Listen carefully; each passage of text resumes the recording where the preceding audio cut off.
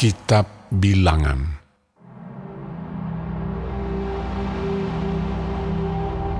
Kemudian mendekatlah anak-anak perempuan Zelafehat bin Hefer bin Gilead bin Makir bin Manasye dari kaum Manasye bin Yusuf.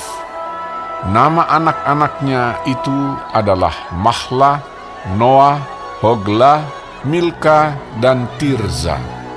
Dan berdiri di depan Musa dan Imam Eleazar dan di depan para pemimpin dan segenap umat itu dekat pintu kemah pertemuan, serta berkata, "Ayah kami telah mati di padang gurun, walaupun ia tidak termasuk ke dalam kumpulan yang bersepakat melawan Tuhan, ke dalam kumpulan Korah.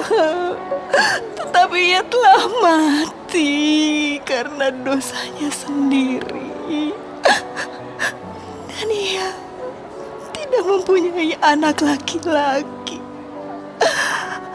Mengapa nama ayah kami harus hapus dari tengah-tengah kaumnya? Oleh karena ia tidak mempunyai anak laki-laki. Berilah kami tanah milik di antara saudara-saudara ayah kami."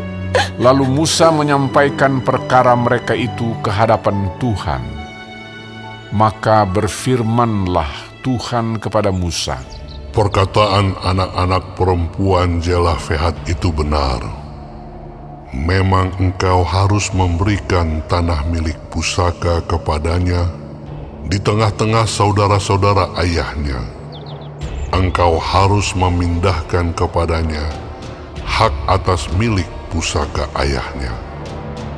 Dan kepada orang Israel engkau harus berkata, apabila seseorang mati dengan tidak mempunyai anak laki-laki, maka haruslah kamu memindahkan hak atas milik pusakanya kepada anaknya yang perempuan. Apabila ia tidak mempunyai anak perempuan, maka haruslah kamu memberikan milik pusakanya itu kepada saudara-saudaranya yang laki-laki. Dan apabila ia tidak mempunyai saudara-saudara lelaki, maka haruslah kamu memberikan milik pusakanya itu kepada saudara-saudara lelaki ayahnya. Dan apabila ayahnya tidak mempunyai saudara-saudara lelaki, maka haruslah kamu memberikan milik pusakanya itu kepada kerabatnya yang terdekat dari antara kaumnya, supaya dimilikinya. Itulah yang harus menjadi ketetapan hukum bagi orang Israel, seperti yang diperintahkan Tuhan kepada Musa. Tuhan berfirman kepada Musa, Naiklah ke gunung Abarim ini, dan pandanglah negeri yang kuberikan kepada orang Israel. Sesudah engkau memandangnya, maka engkau pun juga akan dikumpulkan kepada kaum leluhurmu, sama seperti Harun abangmu dahulu.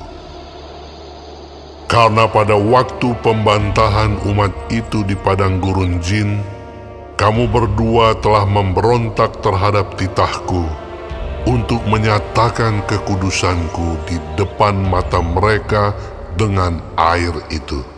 itulah mata air Meriba dekat Kades di padang gurun Zin.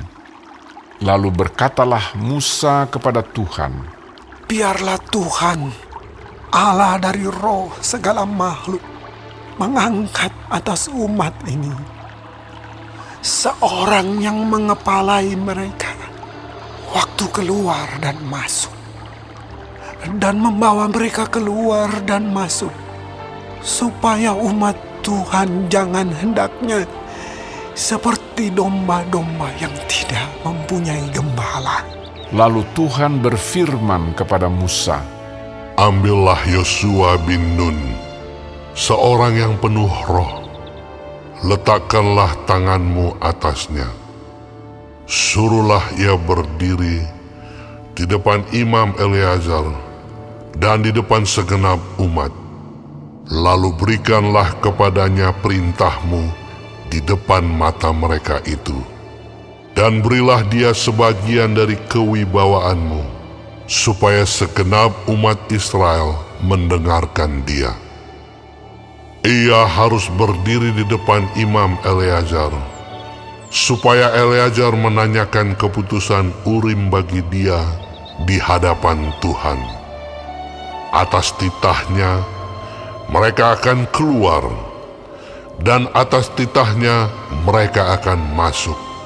Ia beserta semua orang Israel, segenap umat itu. Maka Musa melakukan seperti yang diperintahkan Tuhan kepadanya. Ia memanggil Yosua dan menyuruh dia berdiri di depan Imam Eleazar dan di depan segenap umat itu. Lalu ia meletakkan tangannya atas Yosua dan memberikan kepadanya perintahnya, seperti yang difirmankan Tuhan dengan perantaraan Musa.